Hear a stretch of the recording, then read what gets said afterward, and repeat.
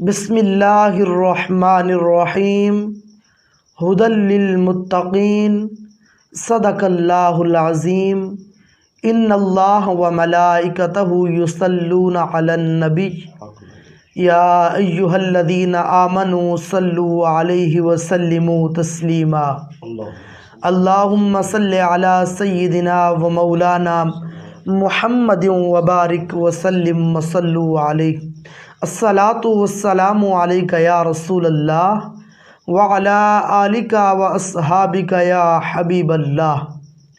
نہایتی واجب الاحترام سامعین و ناظرین اور محبت سے چاہنے والوں کے لیے ہم لے کر آئے ہیں اس ماہ مقدس رمضان المبارک کی بابرکت راتوں میں برکت رمضان ٹرانسمیشن پروگرام، جس میں مختلف رمضان المبارک کے موضوعات پر گفتگو فرمائیں گے۔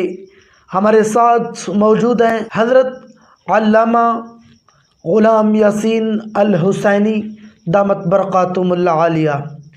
اب ہم چلتے ہیں پروگرام برکت رمضان ٹرانسمیشن کے سوالات کی طرف۔ السلام علیکم جناب۔ وعلیکم السلام ورحمۃ اللہ وبرکاتہ۔ برکت رمضان ٹرانسمیشن کے سوالات کی طرف چلتے ہیں، اور ایک پیغام میں دینا چاہتا ہوں سامعین اور ناظرین کو کہ اس ہماری ویڈیو کو آگے شیئر کریں اور ہمارے ساتھ جڑے رہیں ہمارے فیس بک آفیشیل پیج اور یوٹیوب آفیشیل چینل پر۔ تو اب ہم چلتے ہیں برکت رمضان ٹرانسمیشن کے سوالات کی طرف۔ جی علامہ صاحب، رمضان المبارک کی اہمیت کیا ہے؟ آپ اس پر چند پھول ارشاد فرمائیں۔ بسم اللہ الرحمن الرحیم۔ الصلاۃ والسلام علیک یا رسول اللہ وعلی آلک و اصحابک یا نبی اللہ۔ صلو علی الحبیب صلی اللہ تعالی علی محمد صلی اللہ علیہ وسلم۔ قبلہ قاری صاحب، پہلے تو آپ کو ماہ رمضان المبارک کی آمد مبارک ہو۔ اللہ تبارک و تعالی ہم سب کو اس ماہ رمضان المبارک میں ڈھیروں ساری نیکیاں کرنے کی توفیق عطا فرمائے۔ آمین آمین۔ جہاں تک آپ کے سوال کا تعلق ہے، تو بہتر شے یہ ہے کہ جب کوئی شے آتی ہے، یعنی کوئی بھی شے ہے، ہم جب اسے اپناتے ہیں تو اس سب سے پہلے ہمیں اس کی اہمیت کا معلوم ہونا ضروری ہے کہ اس کی اہمیت کیا ہے، اس کے بعد پھر ہم آگے اس شے کو اپناتے ہیں۔ تو اس ماہ رمضان المبارک کی اہمیت دو باتیں کرنا چاہتا ہوں۔ پہلی بات آسان سی ہے، اس سے دوسری بات سمجھ آ جائے گی۔ دیکھیں، ایک عام سا بندہ مہمان جب گھر میں آتا ہے تو اس مہمان سے پوچھا جاتا ہے کہ آپ کڑھائی کھائیں گے؟ وہ کہتا ہے نہیں۔ پھر پوچھا جاتا ہے آپ کیا میٹھا پسند کریں گے؟ وہ کہتا ہے نہیں۔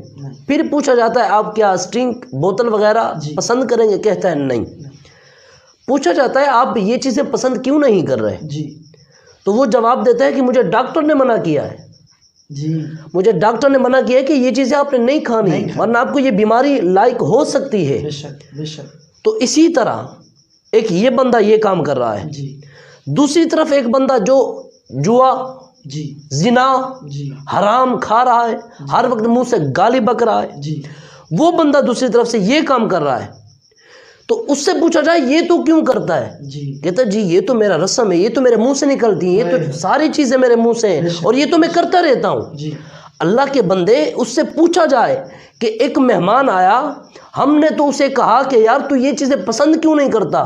اس نے کہا میں ڈاکٹر کے کہنے پر یہ چیزیں نہیں کھانا چاہتا۔ تو اسی طرح جو بندہ جوا بازی، منہ سے گالی، حرام کھا رہا ہے، یہ برے کام کر رہا ہے، تو کیا ڈاکٹر ہمارے حضور سے بڑھ کر ہے؟ ارے جن چیزوں سے ہمارے پیارے حبیب کبریا، آمنہ کے لال، نبیوں کے تاجدار، احمد مصطفیٰ، حضرت محمد مصطفیٰ علیہ السلام نے منع فرمایا، تو ہم ان چیزوں سے کیوں نہ بچیں؟ جب ایک بندہ ڈاکٹر سے اس کے کہنے پر چیزوں سے پرہیز کر رہا ہے، تو حضور نے کتنی بار آ کر تاکید فرمائی۔ اور اس ماہ رمضان المبارک کی فضیلت اہمیت اس کی یہ ہے کہ اس کے اندر انسان روزے رکھتا ہے، روزہ افطار اور کتنی بڑی بڑی عبادات ہیں، کیونکہ اب یہ برکت رمضان ٹرانسمیشن ہے، اس میں چاہتا ہوں کہ اعلیٰ حضرت کی مجھے ایک بات یاد آ گئی۔ اعلیٰ حضرت عظیم البرکت مجددین و ملت الشاہ امام احمد رضا خان فاضل بریلوی رحمۃ اللہ تعالی علیہ بالکل چھوٹے تھے تو آپ نے ماہ رمضان مبارک تھا، آپ نے روزہ رکھ لیا، بچے تھے بالکل، آپ نے ماہ رمضان المبارک کا روزہ رکھ لیا تو آپ کے والد ماجد حضرت سید مولانا نقی علی خان رحمۃ اللہ تعالی علیہ دوپہر کا ٹائم ہوا، یہ کمرے میں تھے تو بیٹے کو آ کر کہا کہ بیٹا یہ چیز کھا لو، کہتے ہیں بابا میں نے تو روزہ رکھ لیا ہے، چھوٹے سے تھے، اب دیکھیں آپ چھوٹے سے، اب والد ماجد صاحب فرما رہے کہ بیٹا کوئی نہیں دیکھ رہا، خیر ہے کھا لو۔ عرض کرتے ہیں میرے بابا جان میں نے تو روزے کی نیت کر لی ہے۔ آپ کے والد ماجد نے فرمایا بیٹا خیر ہے، آپ ہمیں کوئی دیکھ رہا بھی نہیں ہے، ہم بند کمرے میں ہیں تو لہٰذا آپ یہ چیز کھا لیں، خیر ہے کوئی بات نہیں ہے، آپ بچے ہیں۔ تو کیا جواب دیتے ہیں؟ چھوٹے سے بچے کا یہ کمال دیکھو، کہتے ہیں بابا ہمیں کوئی نہیں دیکھ رہا، وہ پوری کائنات کو پیدا کرنے والا رب تو دیکھ رہا ہے نا۔ تو یہ بچے کا کمال ہے۔ اس گھرانے کی کمال کتنی تھی، کیسا گھرانہ تھا کہ ایسا گھرانہ، اور پھر اس کے اندر اعلیٰ حضرت ہم پاسبان مسلک ناموس رسالت، پاسبان صحابہ اور پاسبان اہل بیت اطہار کیوں نہ پیدا ہوں۔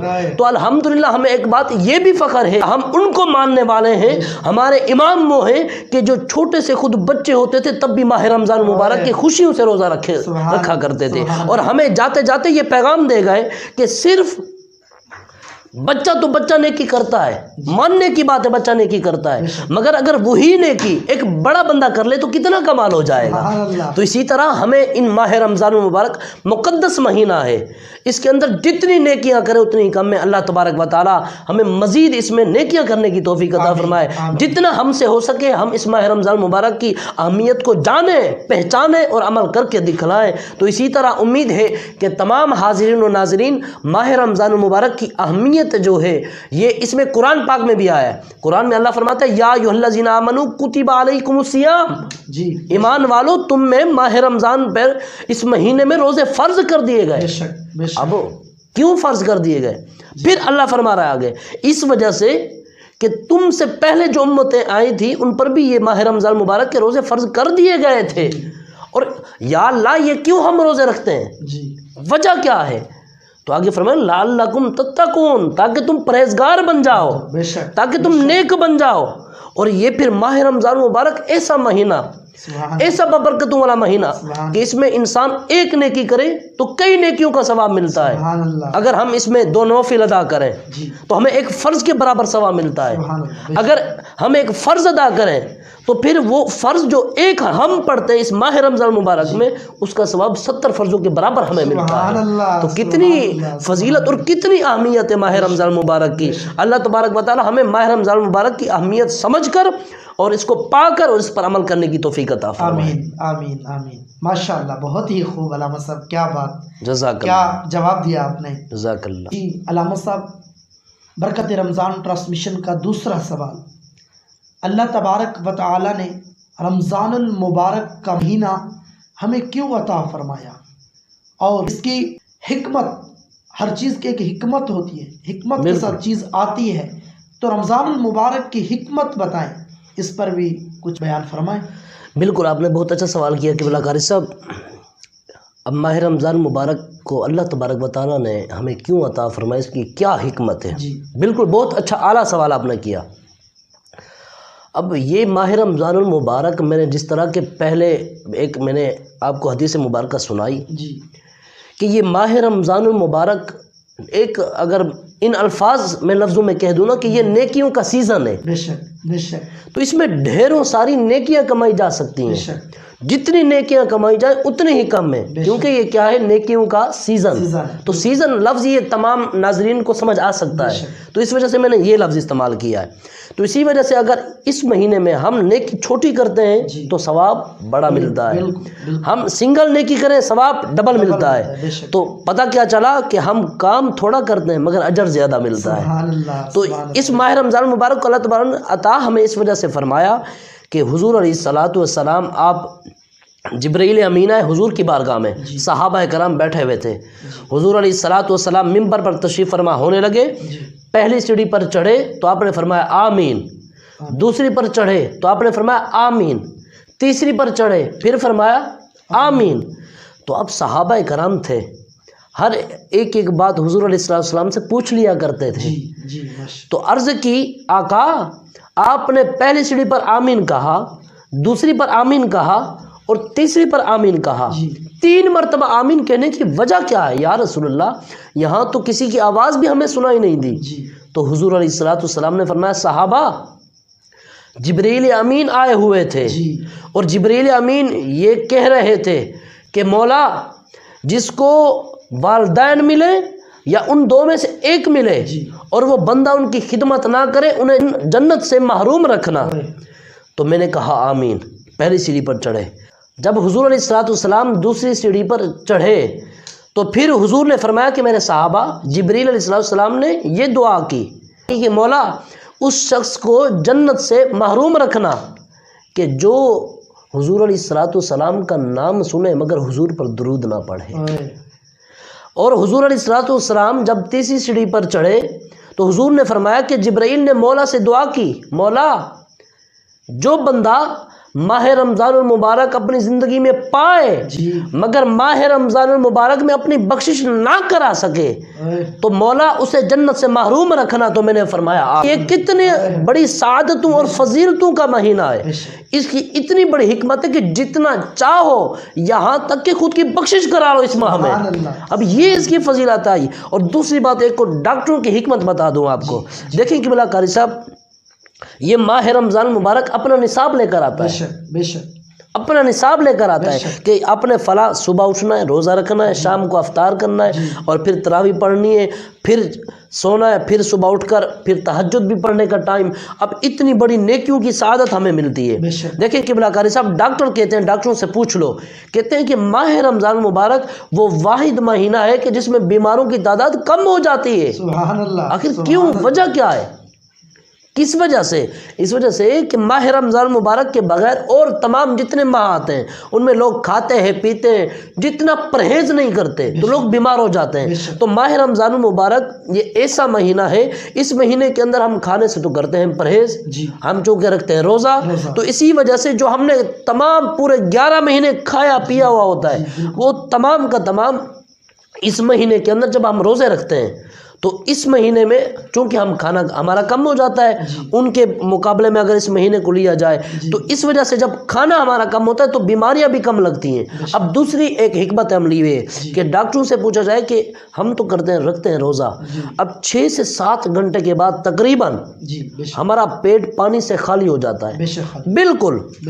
اب بندہ جب پانی خالی ہوتا ہے زندہ کیسے رہتا ہے؟ ہم تو بڑے بڑے روزے رکھتے ہیں، بڑا ٹائم ہوتا ہے، تو صبح کتنے بجے سے لے کر کہاں افطار تک تو بہت بڑا ٹائم ہے۔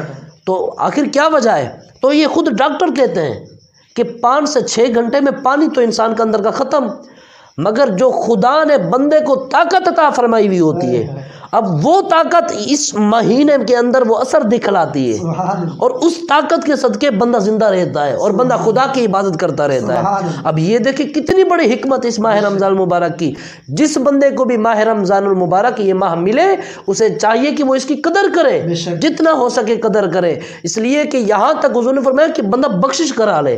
تو اس سے بڑی اور کون سی بات ہو سکتی ہے کہ بندہ اس ماہ رمضان المبارک میں خدا سے جنت لے لے کہ مولا مجھے جنت عطا فرما۔ تو اللہ تبارک و تعالی ہمیں ماہ رمضان المبارک کی قدر کرنے کی توفیق عطا فرمائے۔ آمین آمین آمین۔ ماشاءاللہ ماشاءاللہ علامہ صاحب بہت جزاک اللہ۔ سبحان اللہ۔ جی علامہ صاحب، برکت رمضان ٹرانسمیشن کا تیسرا سوال۔ علامہ صاحب سوال کچھ یوں ہے کہ رمضان المبارک میں نماز تراویح پڑھتے ہیں، بالکل۔ نماز تراویح کب سے سٹارٹ ہوئی؟ نماز تراویح کی ابتدا کب ہوئی؟ اور نماز تراویح سنت ہے یا فرض؟ اس پر بھی چند پھول ارشاد فرمائیں۔ دیکھیں قبلہ قاری صاحب، نماز تراویح یہ حضور علیہ الصلوۃ والسلام کے زمانے میں خود حضور اسے پڑھا کرتے تھے۔ جی۔ جب حضور علیہ الصلوۃ والسلام اس ماہ رمضان المبارک کے بغیر مہینے کے اندر خود صحابہ کرام فرماتے ہیں کہ ماہ رمضان المبارک کا اس کے بغیر جو مہینے ہوتے تھے ان میں حضور عشاء کے بعد اتنے نوافل ادا نہیں کیا کرتے تھے جتنا رمضان مبارک کے مہینے میں کیا کرتے تھے. تو صحابہ کرام نے فرمایا وہ یہی تھی تراویحاں تھی کہ جو حضور پڑھا کرتے تھے. اب یہ کیا ہوئی سنت، اب اس سے سنت مؤکدہ قرار دیا گیا ہے. اب جو بندہ سنت مؤکدہ کو چھوڑے وہ گناہ گار ہے. اب ہم میں ایک یہ بات بھی آپ کو معلوم ہوگا کہ جو معاشرے کے اندر چل پسی ہے کہ نماز تراویح جو بندہ نہ پڑھے تو وہ بغیر کسی کے سو جائے، صبح روزہ رکھے سکون سے، کوئی گناہ نہیں ہے. کیا ہم نے نماز تراویح کو کوئی غیر سنت مؤکدہ بنا رکھا کہ ہم نے اس کی بالکل کچھ فضیلت جانی ہی نہ؟ ہم اس سے بہت سے لوگ پڑھے ہوئے ہیں کہ جو نماز تراویح پڑھتے نہیں ہیں، حالانکہ یہ ماہ ایسا مہینہ ہے کہ اس میں جتنی نیکیاں کرے اتنی ہی کم ہے، اتنی ہی کم ہے. تو پھر ہم نماز تراویح کو چھوڑ رہے ہیں تو ہم پتہ نہیں اور کیا کچھ ہم کرتے ہیں نہیں کرتے. لیکن یہ تو حضور علیہ الصلوۃ والسلام کی سنتیں ہیں. اب یہ حضور علیہ الصلوۃ والسلام خود پڑھا کرتے تھے. اب حضور علیہ الصلوۃ والسلام کی یہ سنت ہوئی اور اسے سنت مؤکدہ قرار دیا گیا ہے. اور جہاں تک اس کی بات ہے کہ یہ کب سے اس کی سٹارٹنگ ہوئی، پہلی تو بات ہے کہ حضور علیہ الصلوۃ والسلام سے خود پڑھا کرتے تھے. حضور صلی اللہ علیہ وسلم کے ہی زمانے میں اسے شروع کرایا گیا اور اسے شروع کرانے والے خلیفہ دوم حضرت سیدنا عمر فاروق رضی اللہ تعالیٰ عنہ کی ذات مبارکہ ہے، وہ بھی جماعت کے ساتھ. تو پھر حضور علیہ الصلوۃ والسلام خود پڑھتے رہے. 3 دن تک باقاعدہ میں نے پڑھائے کہ جماعت کے ساتھ تراویح پڑھی گئی حضور کے زمانے میں. اور پھر 3 دن کے بعد جب حضور نے دیکھا کہ صحابہ کی رغبت زیادہ بڑھ رہی ہے، تراویح پڑھنے کے لیے آ رہے ہیں، تو حضور نے منع فرما دیا. عرض کی کہ یا رسول اللہ آپ نے تراویح کی جماعت کے بارے میں منع کیوں فرمایا ہے؟ حضور نے فرمایا کہ اس وجہ سے کہ صحابہ کی رغبت بڑھ رہی ہے، کہیں اللہ تبارک و تعالیٰ اس تراویح نماز کو فرض نہ فرما دے، تو اس وجہ سے حضور نے منع فرما دیا. اب دیکھیں یہاں ہمارے سوچنے کی بات ہے کہ حضور علیہ الصلوۃ والسلام ہمارے لیے فرما رہے کہ کہیں پر اللہ تبارک و تعالیٰ نماز تراویح کو فرض نہ کر لے. تو کیا ہمیں جو 5 نمازیں ملی اور ہمیں یہ نماز تراویح ملی وہ بھی سنت مصطفیٰ ہے تو ہم اسے چھوڑ ڈالیں؟ تو ذرا ہمیں اپنے گریبان میں جھانکنا چاہیے. جہاں تک اس کی سٹارٹنگ ہے تو سیدنا عمر فاروق رضی اللہ تعالیٰ عنہ آپ کا دور زمانہ تھا. آپ کے زمانے کے اندر تمام اصحاب کے بڑے قاری حضرت ابی بن کعب رضی اللہ تعالیٰ عنہ، یہ صحابی رسول، ان کو حضرت عمر فاروق نے مصلی پر فرمایا. یہ مصلی پر کھڑے ہوئے حضرت عمر فاروق رضی اللہ تعالیٰ نے تراویح کی جماعت سٹارٹنگ کرائی. اور پھر لوگ آج کل خربازیاں مارتے ہیں کہ یہ تو حضور نے منع فرما دیا تھا، پھر تم یہ تراویح پڑھ رہے ہو. تو اس کی وجہ کیا ہے؟ چنا کے والے مسئلے کرتے ہیں. یہاں تک ان کو یہ پتہ نہیں کہ حضور نے اپنے صحابہ ہی کے بارے میں فرمایا کہ علیکم بسنتی وسنت الخلفاء الراشدین المہدیین. سبحان اللہ. علیکم بسنتی، اپنے خلیفوں کا، اپنے اصحاب کا تذکرہ کر رہے ہیں کہ میرے جتنے خلفاء ہیں ان کے سنتوں پر عمل کرو گے یا میرے اصحاب کی سنتوں پر عمل کرو گے تو تمام کے تمام کامیاب ہو جاؤ گے. تو حضور نے انہی کے تو بارے میں ارشاد فرمایا. اور حضرت عمر فاروق کون ہے؟ کوئی دور کے تھوڑی ہیں، دوسرے خلیفہ ہیں. تو اگر یہ شروع فرما رہے تو اصحاب کی سنت ہوئی. تو ہمیں یہ جماعت حضور علیہ الصلوۃ والسلام خود ایک تو پڑھا کرتے تھے، حضور نے منع فرمائی، پھر یہ صحابہ کی سنت ہے.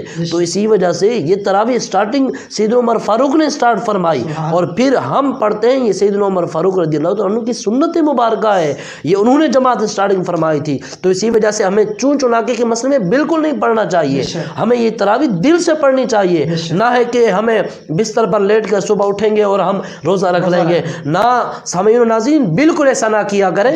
دیکھیں کہ ماہ رمضان مبارک کی چھوٹی سے چھوٹی نیکی ڈبل نیکیوں کا ثواب مسلمان کو دیتی ہے. تو ہم مسلمان ہیں اور ہم تراویح نہ پڑھیں تو ہمیں یہ زیب نہیں دیتا.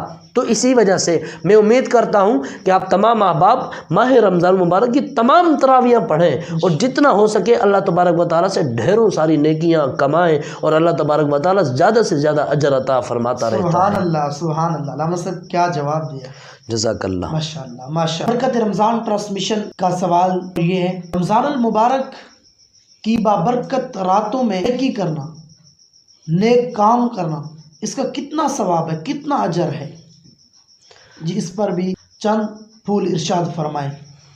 دیکھیں قبلہ قاری صاحب، رمضان المبارک کی رات کا ایک ایک حصہ، ایک ایک پہر اور ایک ایک لمحہ، اس کے اندر جتنی ہی نیکی کی جائے اتنی ہی کم ہے، کیونکہ اس میں ایک ایسی بڑی شب لیلۃ القدر کی بڑی رات ہے۔ سبحان اللہ، سبحان کہ یہ رات وہ رات ہے کہ جب حضور علیہ الصلاۃ والسلام نے پچھلی تمام امتوں کی عمریں دیکھی تھیں اور عرض کی تھی باری تعالیٰ، موسیٰ علیہ الصلاۃ والسلام کی امت کی عمریں اتنی، عیسیٰ علیہ الصلاۃ والسلام کی امت کی عمریں اتنی، مولا ان کی تو بڑی بڑی عمریں تھیں، وہ تو نیکیاں کرتے تھے، تو ان کی تو نیکیاں بہت زیادہ ہوں گی، مولا میری امت کی تو عمریں کم ہیں، کم عمر ہے، تو آپ دیکھ رہے ہیں کتنے سال میں بندہ جا رہا ہے آج کل، تو میری امت کی عمر جو ہے وہ کم ہے، مولا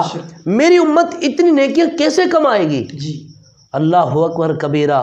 تو پھر رب نے فرمایا میرے پیارے محبوب، میں تجھے ماہ رمضان المبارک میں ایک ایسی رات عطا کروں گا کہ جو تمام راتوں سے افضل رات ہوگی، وہ ہے شب لیلۃ القدر کی رات۔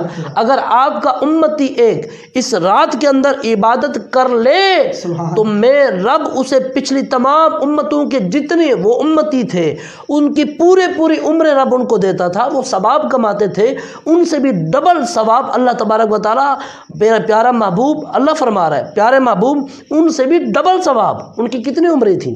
بڑی بڑی عمریں تھیں، ان سے بھی ڈبل ثواب آپ کی امت کے ایک فرد، ایک مسلمان کو ایک رات میں عطا فرماؤں گا۔ تو اب دیکھیں ماہ رمضان مبارک کی رات کتنی بڑی بابرکتوں والی رات ہے۔ تو پھر آگے پیچھے 27 کی رات وہ رات آتی ہے، اسی طرح 25 کی بھی روایت ہیں، کچھ 23 کی بھی روایت ہیں، تو یہاں ڈھونڈنا پڑتا ہے، وہ ایک علیحدہ موضوع ہے۔ تو دیکھیں قبلہ قاری صاحب، یہی رات ہے کہ جب رمضان المبارک کی پہلی رات آتی ہے نا، تو یہاں تک میں نے پڑھا ہے کہ ایک جنت کے اندر باقاعدہ ایک سر والی آواز لگائی جاتی ہے، وہ پوری بجتی ہے، اور جنت کے جتنے حوریں ہیں باہر نکل آتی ہیں، سبحان اللہ، باہر نکل کر آ کر دیکھتی ہیں، کہتی ہیں کیا ہوا؟ تو نے آواز دی جاتی ہے کہ یہ ماہ رمضان المقدس آ گیا ہے۔ سبحان اللہ۔ تو پھر وہ کہتی ہے کہ ہاں کون سا ایسا نیک بندہ ہے، کون سا ایسا نیک بندہ ہے کہ جو منگنی کرنا چاہے وہ ہم جنتی حوروں سے منگنی کر لیں۔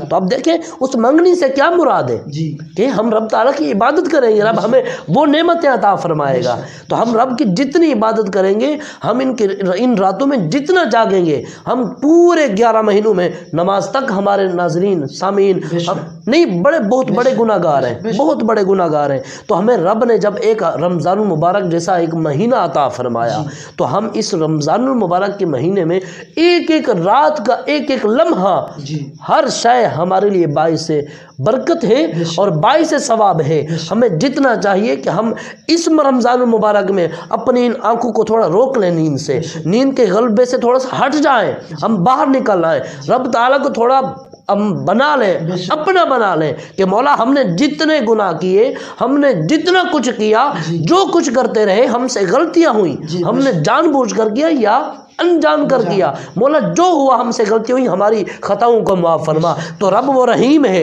وہ کریم ہے، وہ غفور الرحیم ہے، وہ بخشنے والا ہے۔ یہ راتوں کی ایسی سعادت، ایسی بابرکت راتیں ہیں کہ رب تعالیٰ اس پیارے رمضان المبارک کی بابرکت راتوں میں جو بندہ عبادت کرتا ہے، مولا سے گڑ گڑا کر دعائیں کرتا ہے، تو مولا اس کے تمام گناہوں کی بخشش بھی فرما دیتا ہے، تمام گناہوں کو مٹا بھی دیتا ہے، اور اس بندے کو، جو بندہ دل سے رب کو بنا لے، اپنا بنا لے، رب کو راضی کر لے، تو رب تعالیٰ ان قریب امیدیں ہیں کہ رب تعالیٰ اسے جنت بھی ضرور عطا فرمائے۔ سبحان اللہ، سبحان اللہ، ماشاء اللہ، کیا بات، بہت ہی اچھا جواب دیا۔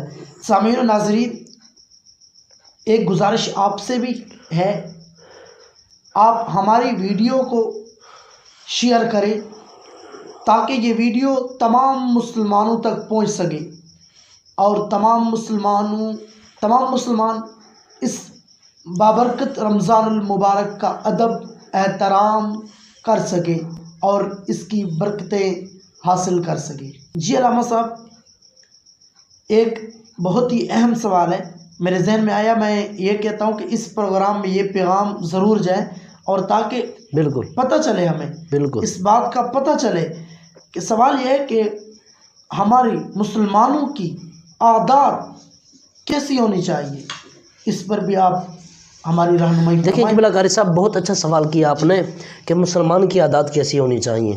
کوئی بندہ اکثر برے کام کرتے ہیں، اور میں سمجھتا ہوں کہ آج کا جو ہمارا معاشرہ ہے 60% ہمارا معاشرہ گندا ہو چکا ہے۔ تو اسی معاشرے کے اثر انسان پر پڑتے ہیں، مسلمان پر پڑتے ہیں، پڑوس پر پڑتے ہیں، آس پاس پر پڑتے ہیں، تو وہ تمام جس طرح معاشرہ چل رہا ہے نا، تو اسی طرح سارے چلنا شروع ہو جاتے ہیں۔ جس طرح ایک یعنی کہ بچے رہتے ہیں گلی میں، اس گلی کے اندر سامنے والے گھر والے بچے گالیاں نکالتے ہیں، جب آپس میں کھیلیں گے تو کیا سیکھ کر آئیں گے؟ وہی گالیاں، وہی عادت اپنائیں گے۔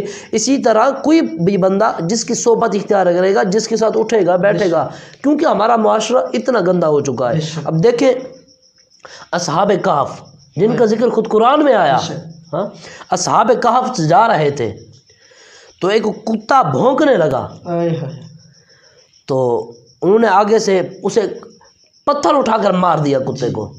کتے نے مولا کی بارگاہ میں عرض کی، مولا مجھے زبان بولنے کی جرأت عطا فرما کہ میں پوچھوں تو صحیح کہ مجھے انہوں نے یہ پتھر کیوں مارا، وجہ کیا ہے؟ تو دیکھیں قبلہ قاری صاحب، اللہ تبارک و تعالیٰ نے اسے زبان عطا فرمائی، وہ کتا ہو کر بول رہا ہے اور کہہ رہا ہے کہ مجھے آپ نے پتھر کیوں مارا؟ انہوں نے کہا ہم تو جا رہے تھے، ہم اللہ کے حکم سے جا رہے تھے، ہم اپنا سفر کر رہے تھے، تو لہٰذا بھونکنا شروع ہو گیا، اس وجہ سے ہم نے تجھے پتھر مار دیا۔ اب کتے کا جواب سنیں آپ، قبلہ قاری صاحب جواب سنیں۔ اب کتے نے آگے سے جواب دیا، کہا کتا ضرور ہوں میں، کتا ضرور ہوں مگر ولیوں کو بھونکنے والا نہیں ہوں۔ اللہ اکبر کبیرہ، یہ کتا ہو کر ولیوں کو نہیں بھونکتا تو آج کا بندہ ہو کر وہ حضور کے اصحاب کو کیسے بھونکتا ہے؟ تو اب دیکھیں کتنی بڑی بات ہے، ایک کتا ہو کر۔ اب اسی طرح انسان کو جو ہے نا ایک دوسرے کا پتہ اور ایک دوسرے کی قدر جاننی چاہیے، جتنی ہو سکے ایک دوسرے کی قدر کرنی چاہیے۔ مسلمان مسلمان ہے، اور مسلمان وہ مسلمان کہ جس نے اللہ کو ایک مانا، حضور کو آخری نبی مانا، حضور کے صحابہ فرشتوں تمام، اس کا عقیدہ ایمان ہے، تو یہ مسلمان ہے۔ تو مسلمان کو یہ دوسری چیزیں تو زیب نہیں دیتی، جس طرح آپ بندہ کتنے جھوٹ بولتا ہے، کتنی مذاقیں کرتا ہے، اور کتنا منہ سے گالیاں اور کتنے بڑے بڑے جھوٹ بولتا ہے، کیا سے کیا کام نہیں کرتا مسلمان۔ اب دیکھیں قبلہ قاری صاحب، حضور علیہ الصلوۃ والسلام تشریف فرماتے نا، ایک بڑھیا آ گئی، آ کر عرض کرتی ہے آقا۔ اب یہاں سے معلوم یہ ہوتا ہے کہ انسان اگر مذاق کر لے مگر ہو سچ، تو پھر اس میں کیا ہے، ہنسی مذاق ہو جاتی ہے، ایک اچھا مزاج بن جاتا ہے۔ حضور کی بارگاہ میں عرض کی، آقا آپ میرے لیے دعا فرمائیں کہ اللہ تعالیٰ مجھے جنت عطا فرمائے۔ اللہ اکبر۔ تو حضور نے فرمایا، بوڑھی اماں جو بوڑھی ہوتی ہے نا، بوڑھے لوگ تو کبھی جنت میں جائیں گے بھی نہیں۔ حیران ہو گئی، رونے لگی۔ حضور نے رو رہی کیوں ہے؟ کہا یا رسول اللہ آپ نے تو یہ کہہ دیا۔ حضور نے فرمایا ہاں بوڑھی نہیں جائے گی۔ اللہ، رونے لگی، عرض کی آقا آپ نے کہہ دیا کہ بوڑھی نہیں جائے گی، تو پھر کیسے جاؤں گی میں؟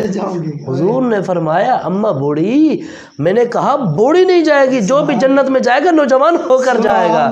اب دیکھیں کہ انسان ہنسی مذاق کر لے، ہنسی مگر سچ ہو، اور ایسی چیزوں کو جو سچ ہو، جھوٹ نہ ہو، منافقت نہ ہو، چغل خوری نہ ہو، یہ چیزیں نہ ہو، انسان ہنسی مذاق کر لیتا ہے۔ اسی طرح حضور کی بارگاہ میں ایک غریب سا شخص آیا، آ کر عرض کرتا ہے کہ آقا آپ مجھے اونٹنی عطا فرمائیں۔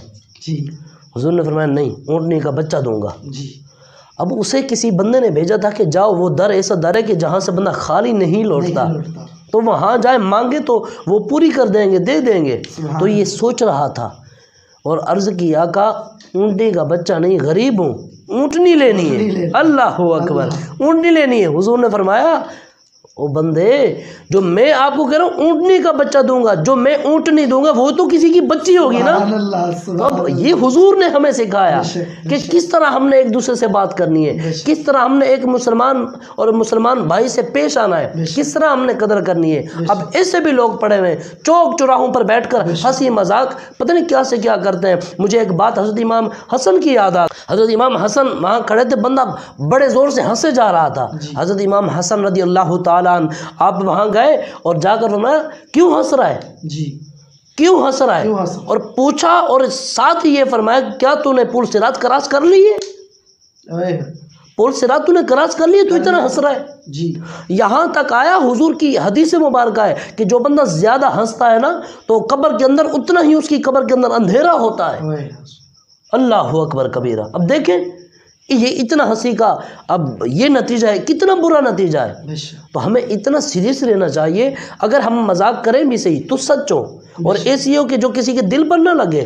اب ایسے بھی نوجوان پڑے ہوئے کہ جو اپنی نوجوانی پر ناز کرتے ہیں، اور حضور نے فرمایا کہ جو بندہ نوجوانی میں خود اپنے اوپر ناز کرے تو وہ بڑھاپے میں وہ روئے گا، وہ بڑھاپے میں روئے گا۔ اب دیکھیں نا ہم کتنے جس کے پاس کچھ حسن ہو، جو بندہ نوجوان ہو، دوسرے کا خواہ مذاق اڑاتا ہے، اگر دوسرے کی جگہ پر خود کو وہیں رکھ دے تو پتہ چل جائے گا کہ مذاق کیا شے ہوتی ہے، کسی کا دل دکھانا کیا شے ہوتی ہے۔ ایک مسلمان کی قدر حضور نے فرمایا کہ جو بندہ اپنے مالی طور پر خود پر ناز کرتا ہے تو اپنی غربت میں ضرور روئے گا۔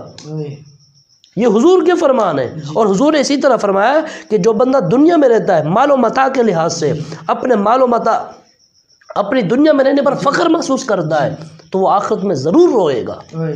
تو ہمیں یہ حضور کے فرمان ہے۔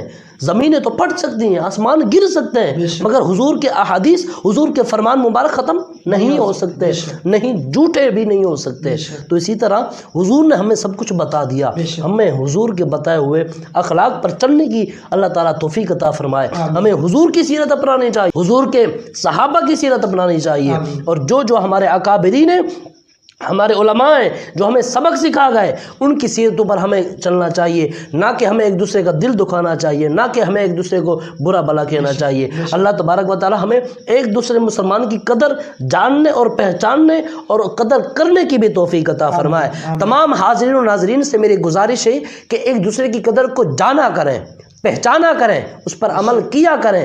یہ چیزیں کہ جو ہماری ایک ہم مسلمان بیٹھے ہوں تو ایک نو مسلم ہمیں دیکھے تو اسے نو مسلم کو پتہ، ہماری شکلوں سے پتہ چل جائے کہ واقعی یہ مسلمان بیٹھا ہے۔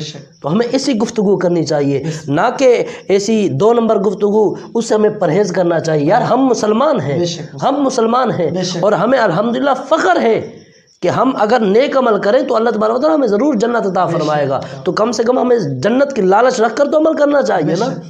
تو اللہ تبارک و تعالیٰ ہمیں ایک دوسرے کی قدر کرنے کی توفیق عطا فرمائے، ہمیں مسلمان اور مسلمان بھائی کی قدر کرنے کی توفیق عطا فرمائے۔ یہاں تک آیا کہ ایک مسلمان جو خود کے لیے پسند کرتا ہے دوسرے کے لیے بھی، اپنے دوست کے لیے بھی وہی پسند کرے، وہی۔ تو یہ بھی حضور کا فرمان ہے۔ اسی طرح اللہ تبارک و تعالیٰ ہمیں سیرت مصطفیٰ، سیرت اصحاب اور ہمارے اکابرین ہیں ان کی سیرتوں پر چلنے کی توفیق عطا فرمائے۔ تمام ہی سامعین و ناظرین برکت رمضان ٹرانسمیشن کے ساتھ جڑے رہیے، ہماری ویڈیو کو شیئر کرتے رہیے تاکہ یہ ویڈیو تمام مسلمانوں تک پہنچ سکے اور تمام مسلمان اس ویڈیو سے فائدہ اٹھا سکے۔ انشاءاللہ برکت رمضان ٹرانسمیشن پروگرام پر مختلف موضوعات پر گفتگو ہوتی رہے گی۔ انشاءاللہ ملیں گے۔ السلام علیکم ورحمۃ اللہ۔